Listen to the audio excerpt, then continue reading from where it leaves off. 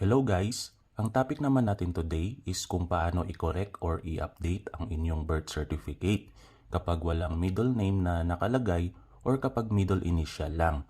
At pati na rin kung magkano usually ang bayad sa abogado pag magpagawa ng mga affidavit regarding dito. So bago tayo mag-umpisa guys, huwag kalimutang mag-subscribe sa aming channel.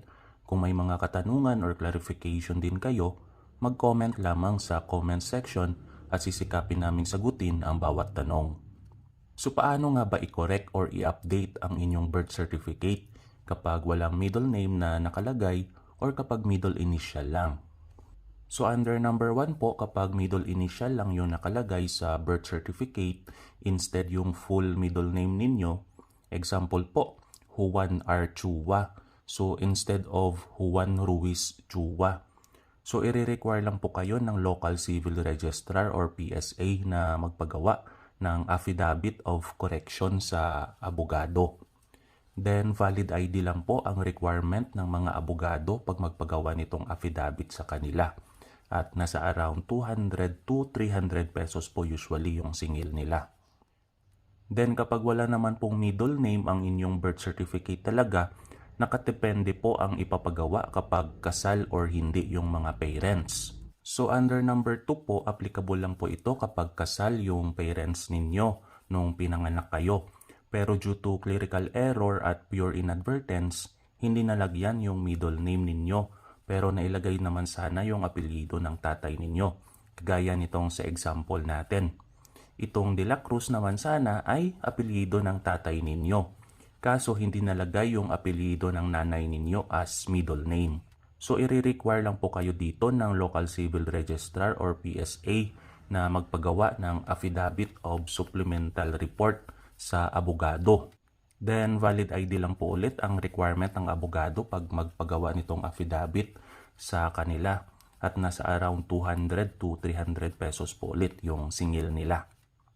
Then under number 3 naman po ay applicable lang kapag yung parents ay nagpakasal after na maipanganak yung baby. So during birth, illegitimate pa yung status ng baby kaya yung apelyido muna ng nanay yung nilagay. So kapag ganitong case po, kasal naman pagkatapos ipanganak yung parents, ang i-require lang po ng local civil registrar or PSA ay magpagawa ng affidavit of legitimation sa abogado. Ang mga requirements na hahanapin naman ng abogado ay ang marriage contract ng parents at mga valid ID nila. Then usually nasa around 200 to 300 pesos din po ulit yung singil nila dito. Then under number 4 naman po ay applicable lang kapag hindi talaga kasal yung mga parents kahit na after ipanganak yung baby.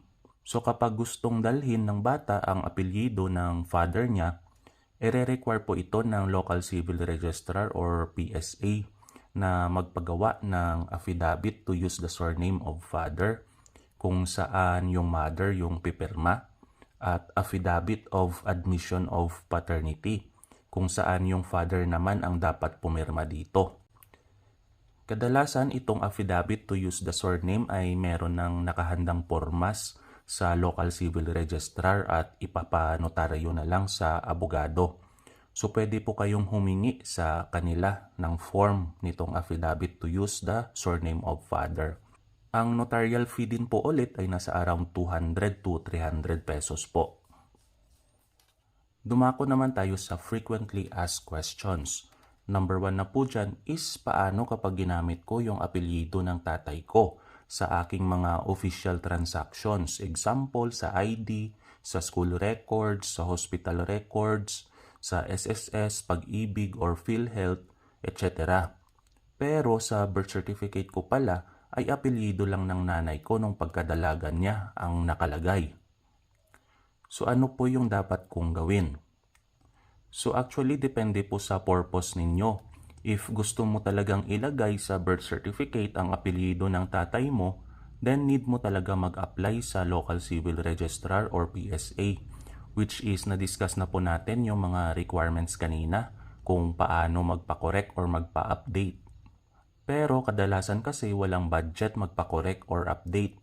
So ibang mga opisina, example itong SSS, Pag-ibig, PhilHealth, or maging mga ospital ay nagre-require na lang ng affidavit of one and the same person. Nagpapatunay na itong si X na may ganitong apelyido at itong si X na may ganitong apelyido ay iisang tao lang. Paano naman kapag ang nakalagay sa birth certificate ko ay ang parehong middle name at surname ng aking mother?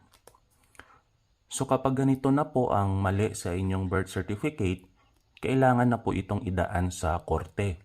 Kailangan na po mag-hire ng lawyer para mag-file ng petition to correct the erroneous entry sa inyong birth certificate. Pag ginamit kasi yung parehong apelyido ng nanay, yung middle name at surname nito, ang magiging kalalabasan po ay parang naging magkapatid na kayong dalawa. So, hindi na po ito ordinary clerical error na pwedeng i-correct basta-basta ng local civil registrar or PSA. Then, nasa around 10,000 to 20,000 po usually ang rate ng mga private lawyer. Pero kung indigent po kayo, pwede po kayong humingi ng tulong sa PAW para wala na pong bayad. At dito po nagtatapos ang ating discussion. Sana po ay may natutunan kayo. Maraming salamat po sa pakikinig at kung maaari din po ay mag-subscribe kayo sa aming channel. Para sa mga ibang katanungan or clarification, mag-comment lamang sa comment section at sisikapin po namin sagutin ang bawat tanong. Hanggang sa muli!